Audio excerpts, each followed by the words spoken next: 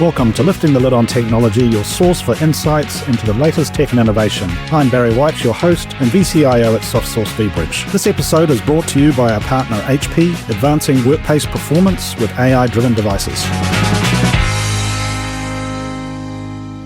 Today we're going to be talking about AI as a strategic asset for growth and well-being, exploring AI tools in the work environment, along with a number of broader modern workplace themes.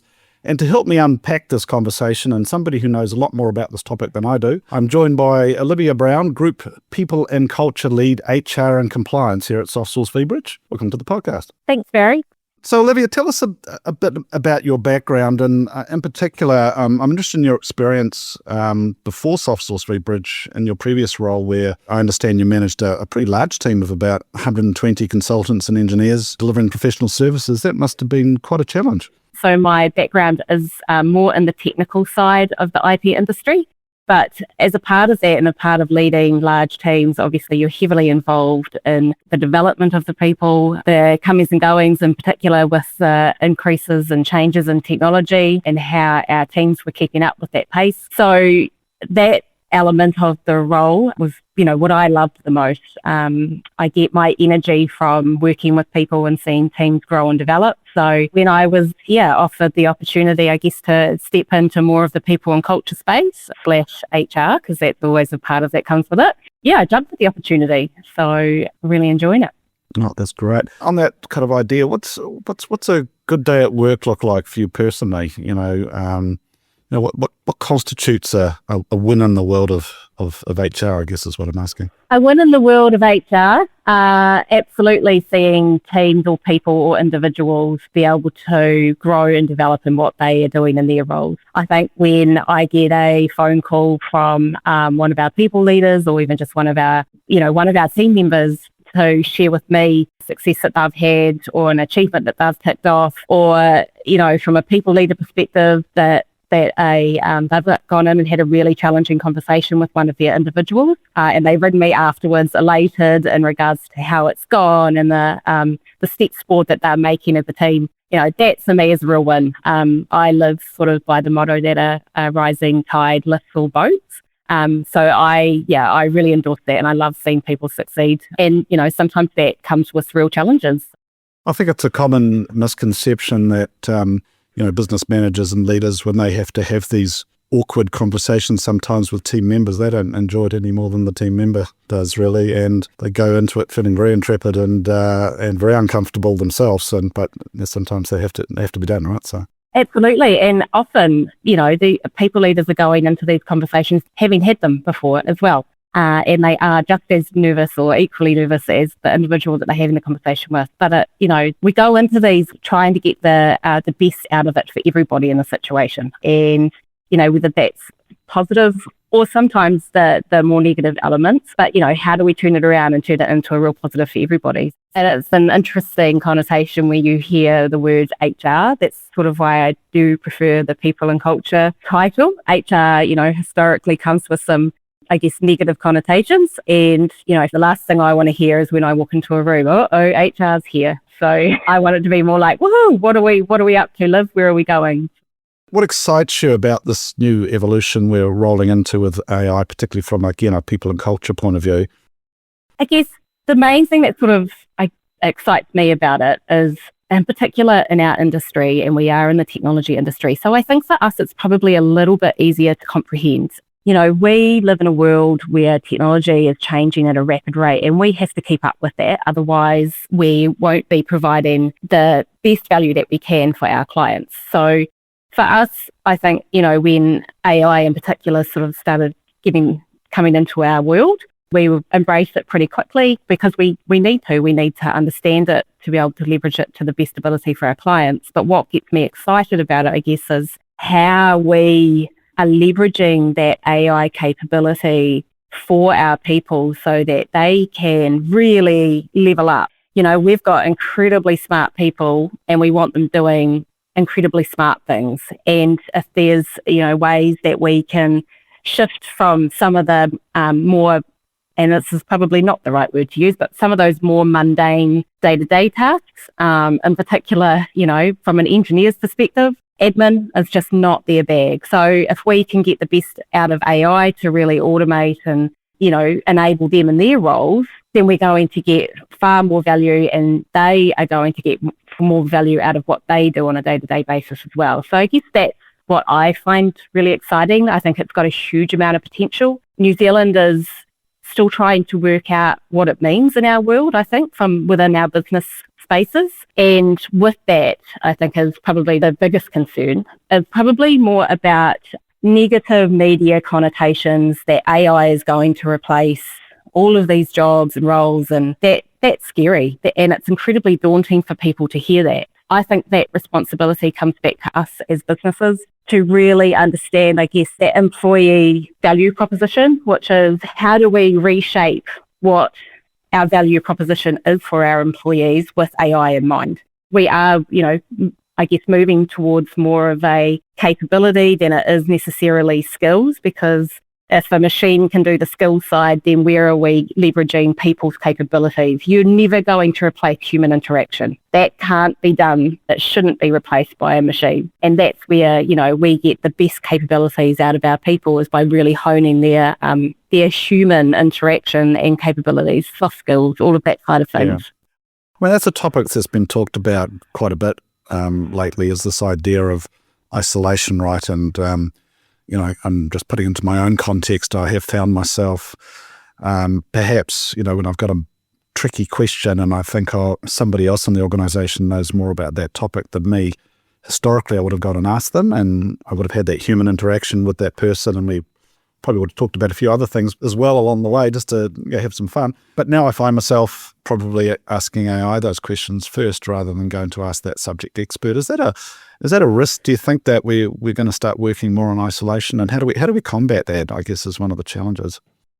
Yeah, I think it is a risk. I think it's also a risk that it becomes the default. So when you've got a question, you sort of turn into AI first. But I think, again, it comes back to ensuring that as a business that we are really taking that into consideration. So when we are introducing AI tools or, capabilities into our business, that we're actually putting some frameworks and, the ways to use these tools, and that we are educating our teams around how to use them, so that they are used in the right context and for the right reasons. We don't want to ever see that human interaction replaced. It may lessen, but also at the same time, it will be providing value. But how do we keep our teams connected? How do we keep them talking?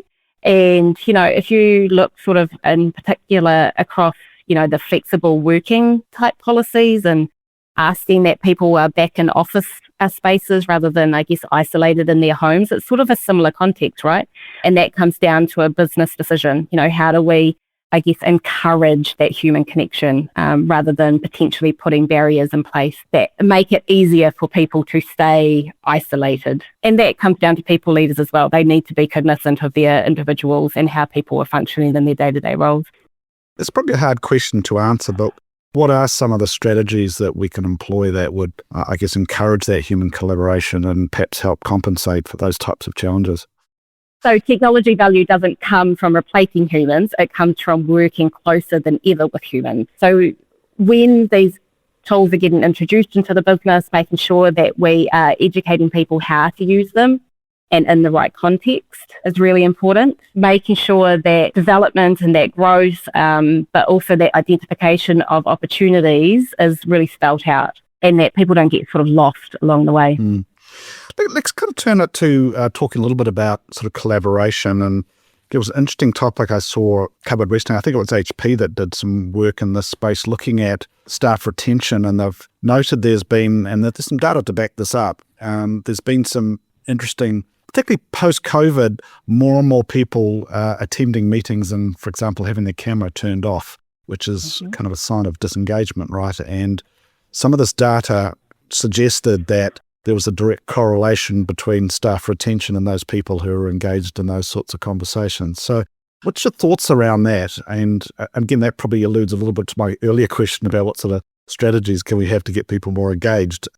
I mean, it's absolutely a lot easier for someone to keep their camera turned off in a meeting when it's a virtual meeting versus sitting in a shared office space with a whole load of other people, right? It is a tricky one because there are just, for some individuals having their face on a video camera where they feel like it's a bit more of a focused, attention rather than, being able to hide in the corner in a meeting room. That is challenging and confronting, but it is also important because there is nothing better than face-to-face contact to be able to create rapport and relationships with people. So, yeah, it's a real challenging one. I don't have a great answer on it. I mean, you can ask people until you're blue in the face to please turn your cameras on and keep that connection going. And I think there's also, again, an element of it, which is, setting that as your norm within a business so that whenever anybody enters a meeting, the camera is on by default and it's turned on. That people leaders, are always encouraging their individuals to have their cameras turned on and to, really get that team collaboration happening in a face-to-face context. Again, it is the value of having people in office contributes to that, so that actually when they are working remotely or in a virtual context, they feel more comfortable having their face visible. But also understanding what's going on in people's lives. Someone might be at home and actually be just not in the right capacity from, a headspace perspective or other, and they're just uncomfortable with having the camera off, and understanding and being respectful of that at the same time. So yeah, it's not an easy one. It's not black and white. It's certainly a lot of grey in there. So challenging. I've certainly found, just speaking personally, and I think this has been one of the positives of technology, is that because people are often more comfortable typing something sometimes than talking about it, they're actually a little bit more open. And I certainly found with my team, if they're having a challenging day or they've perhaps had a bad night or something like that, they will, they probably don't want to talk about it face to face, but they're happy to have a wee chat online about it, and they're a little bit more open about these things, which I think is a good thing. I think I've seen there's been some change there.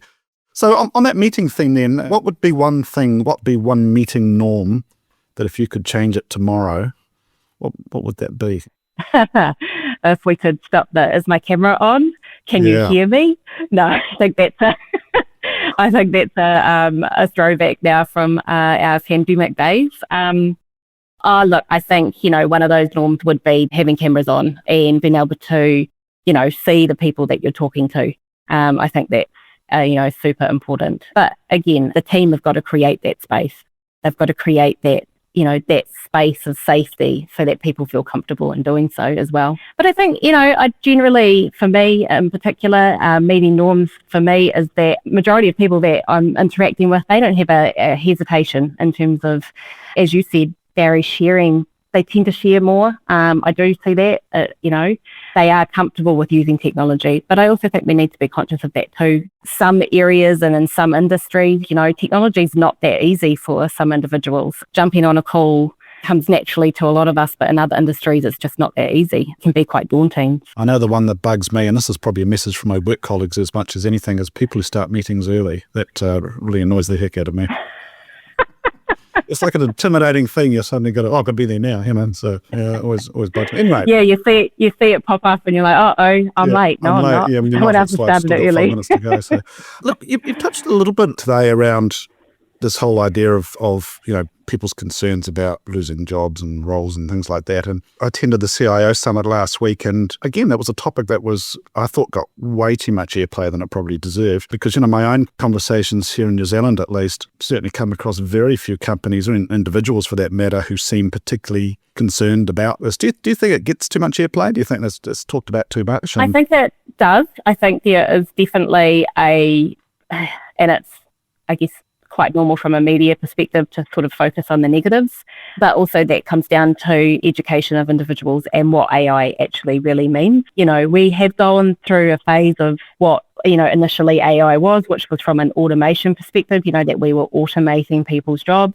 We've kind of moved now into more of an augmentation perspective, so how we get those people working with AI, and it's kind of moved beyond automation. So, and I think that next phase is that collaboration where you are starting to actually, I guess, see AI as a bit more of and this sounds a bit weird, but as a colleague or a regular tool that you have the ability to use. So I think the negative connotations that comes with all of the replacement of roles or, again, it's maybe it comes down to lack of education, lack of understanding. AI is a beast to understand. And I think in particular, a lot of New Zealand businesses are still trying to understand what it actually means for them. And it's changing, right? All the time. And it is changing. And absolutely. And I think that's where, for business leaders, they need to really, I guess, look at it again with that human lens. They need to understand how AI influences the human experience and how the human experience influences AI, because the two will go as one.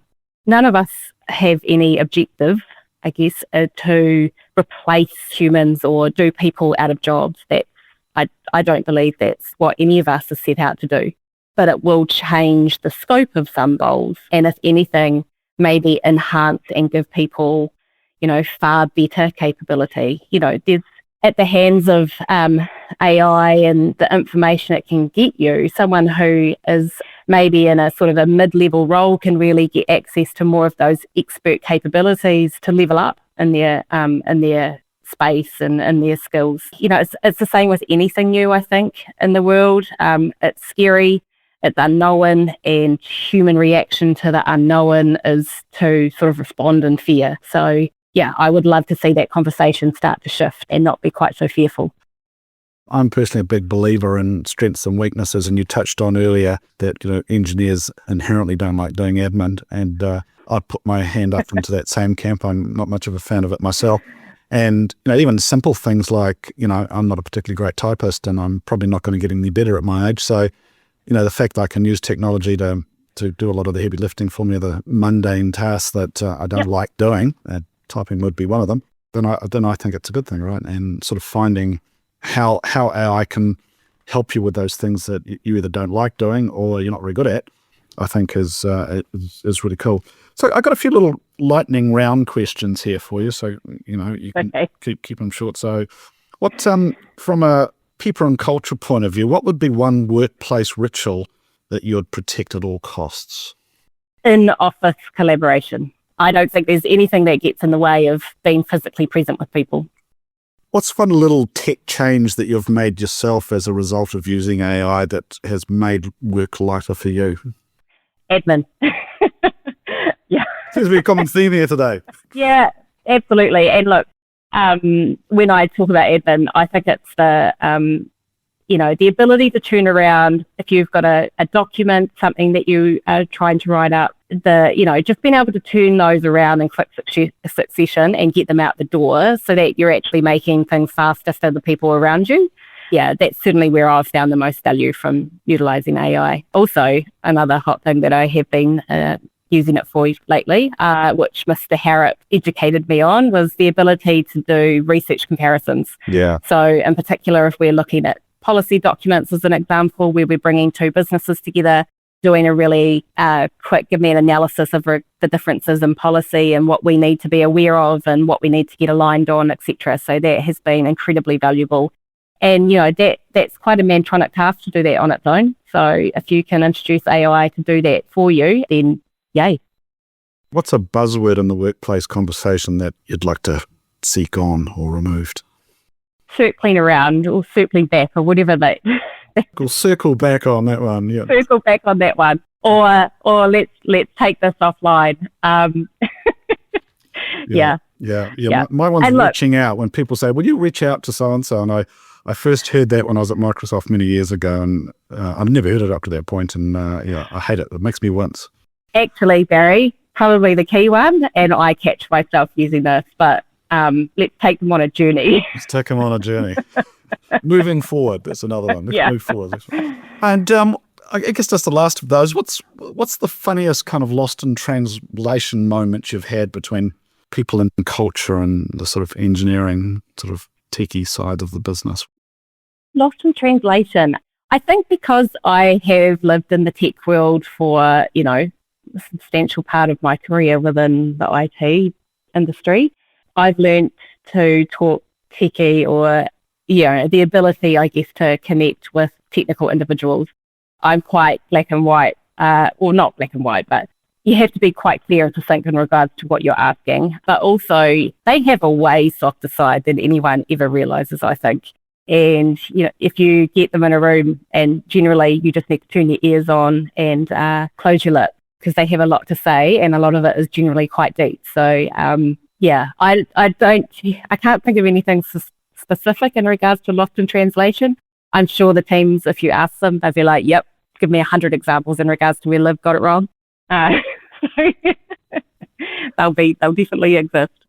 The last little question for today, and I'm interested in your thoughts on this one, is what's a bit of technology that you secretly love? And it doesn't have to be something new. It could be something old, right? What's something new? That's a good one.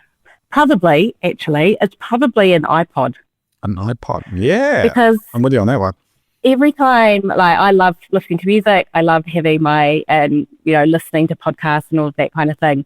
But you're still connected to your phone. Yeah. Because generally you're using it on your phone to actually, listen to that. So the ability to completely disconnect, not be contactable by anybody kind of doesn't exist anymore unless you've, got a retro CD Walkman or something like that, or a retro iPod hanging around. So I think, thinking back into those days where you used to use an iPod and you could go for a walk and you weren't connected to anybody, but you could still have the value of, listening, then probably something like that.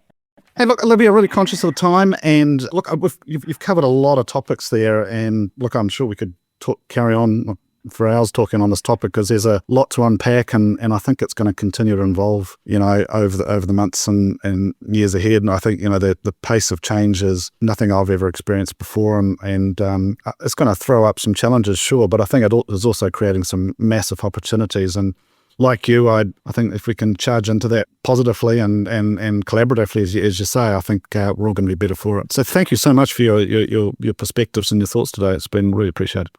Thanks, Barry. Appreciate your time. And I guess my only parting words would be, just let's not take our eye off the people lens when it comes to technology. That's the critical part of all of this. Well, it's supposed to help us, not the other way around, right? So 100%. Awesome. Have a great day. You too.